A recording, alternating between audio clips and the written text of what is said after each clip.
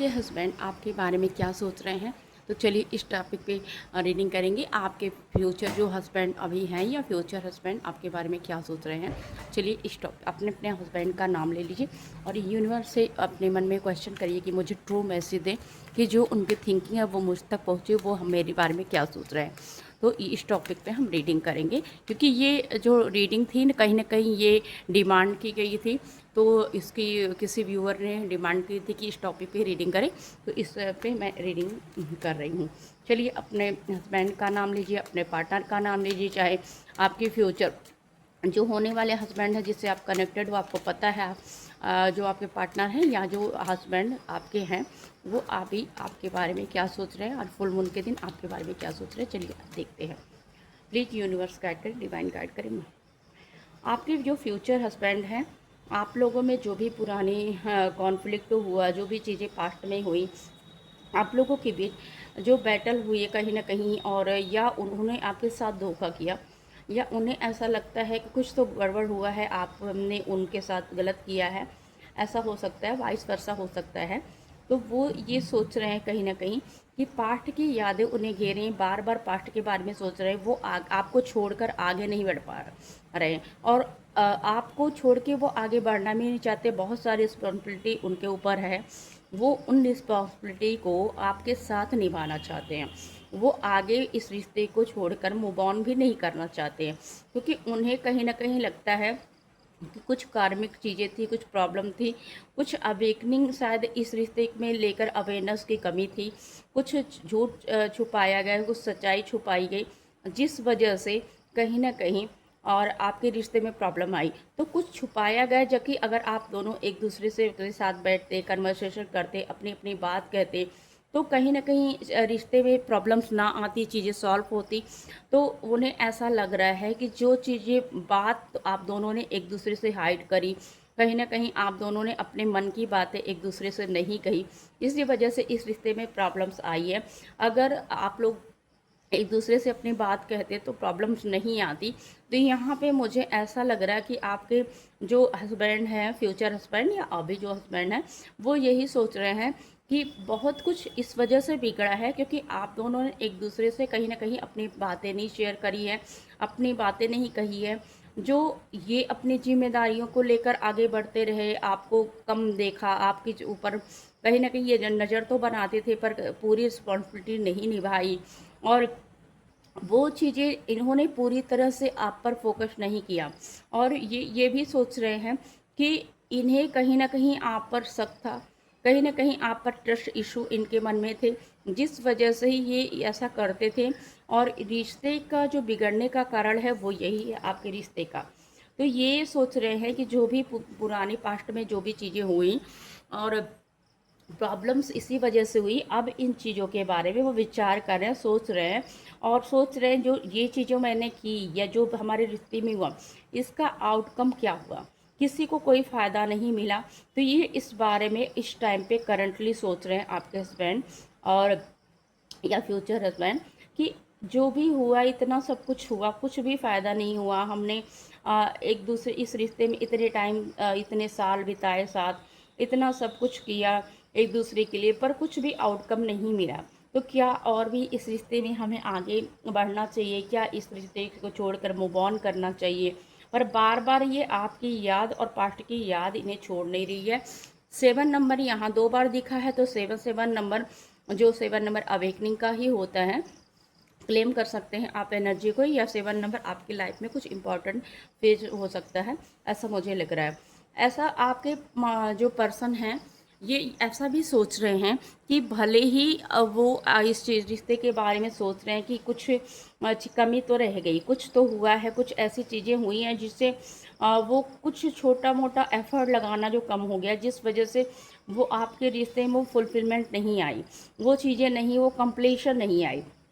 पर कहीं न कहीं इनको ऐसा लगता है कि अगर चीज़ें पास्ट को छोड़ दिया जाए, अगर कुछ गलतियों को छोड़ दी जाए, जो चीज़ें हुई, सारी चीज़ों को ना सोचा जाए, छोटी-छोटी बातों को, तो ये रिश्ता उनके लिए बहुत बेटर था।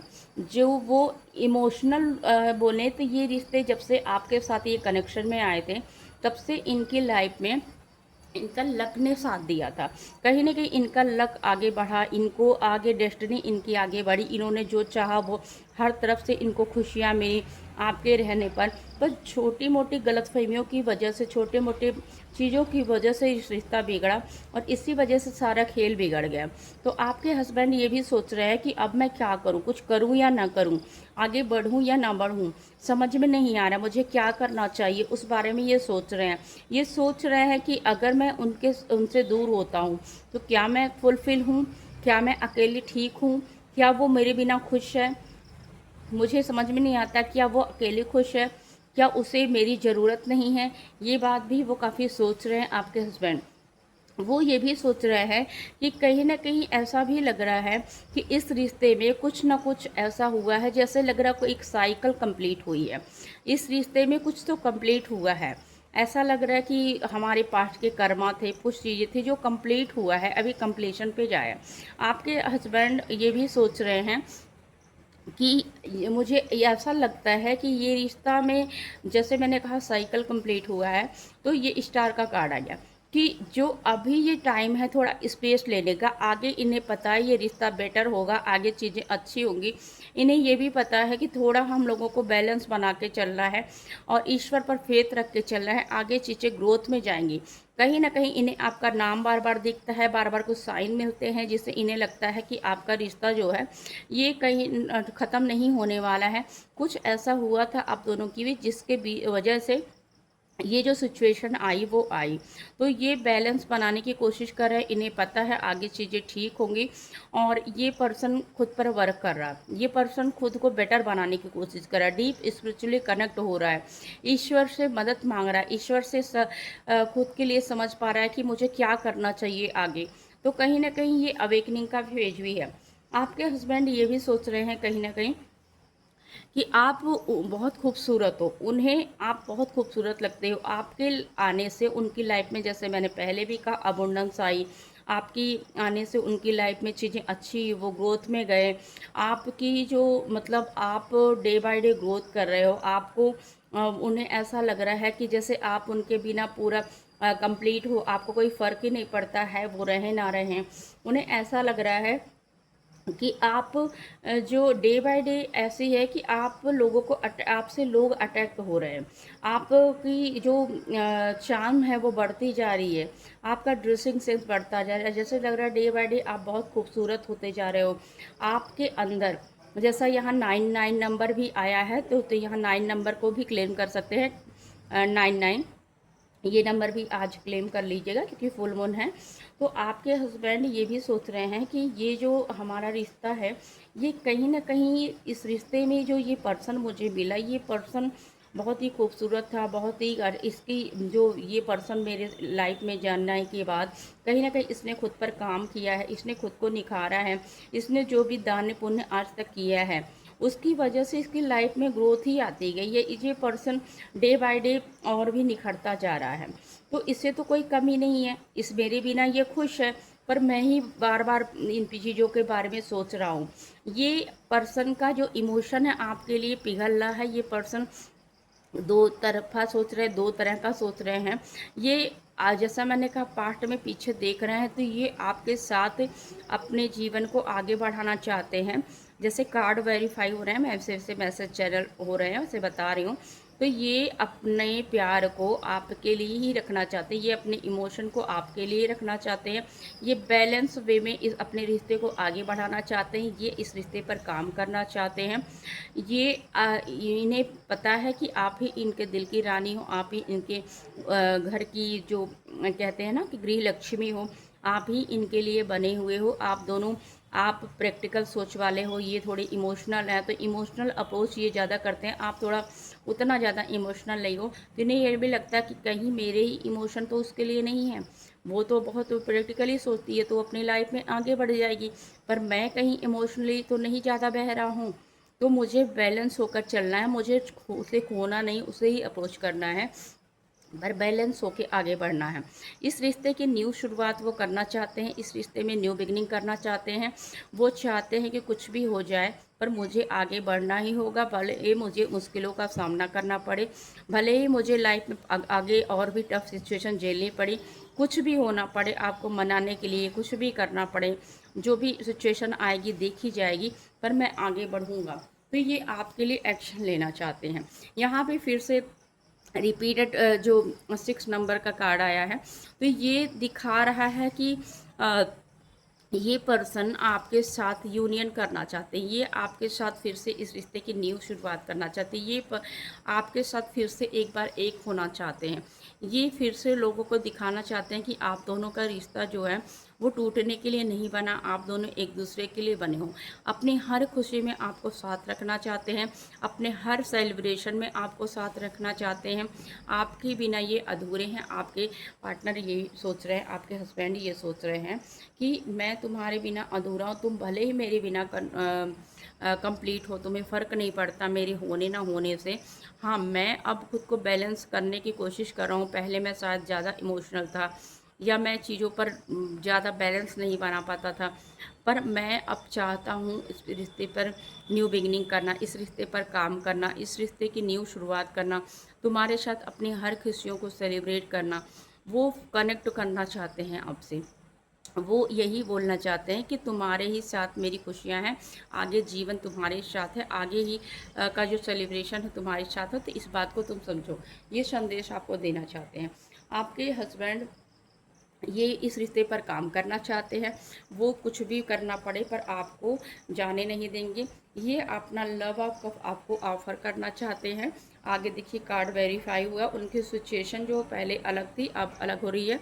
ये इस रिश्ते में कुछ भी करेंगे, भले ही हो सकता है वो आपको पहले टाइम ना देते हों, और मुझे लग रहा है यही टाइम का इशू होगा। काम और आपके बीच बैलेंस नहीं बना पा रहे थे, पर अब वो बैलेंस बनाएंगे।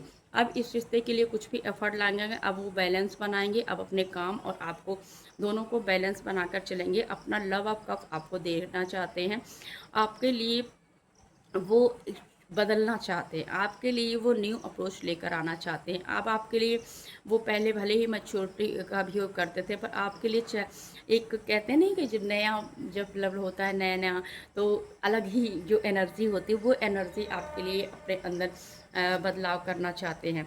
वो आपके लिए बहुत ज़्यादा सेक्सुअली फुलफिल करते हैं।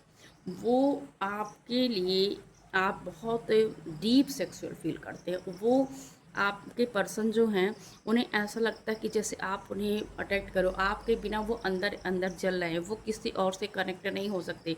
आपके लिए उनका प्यार भी है, आपके लिए उनकी अर्ज भी है, उनका जो कहते हैं ना कि कोई भी ऐसा इंसान हो जिसके लिए इंसान अंदर ही अंदर तड़पता है, तो आपके पर्सन आपके लिए तड़पते हैं। उनकी जो सेक्सुअल एनर्जी है वो बहुत ज़्यादा उन्हें फील होती है आपके लिए। जैसे उनके अंदर ही अंदर जन वो बहुत कई बार नेगेटिव हो जाते हैं, अपने आप को रोक नहीं पाते हैं, मैं क्या करूं, क्योंकि उन्हें और कोई नहीं चाहिए। जो लस्ट है उनका वो आप ही है, जो प्यार है उनका वो आप ही है, और किसी के साथ वो नहीं है। आपके साथ ओवर अटैचमेंट फील करते हैं ये।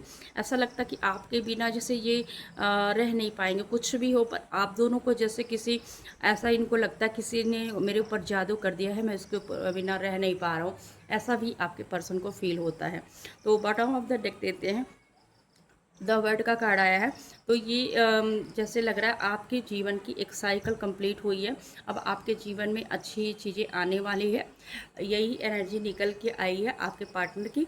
तो अगर इस एनर्जी को आप कनेक्ट कर पाते हो तो क्लेम करें एनर्जी को, और इसे लाइक करें, कमेंट करें और शेयर करें। Thank you.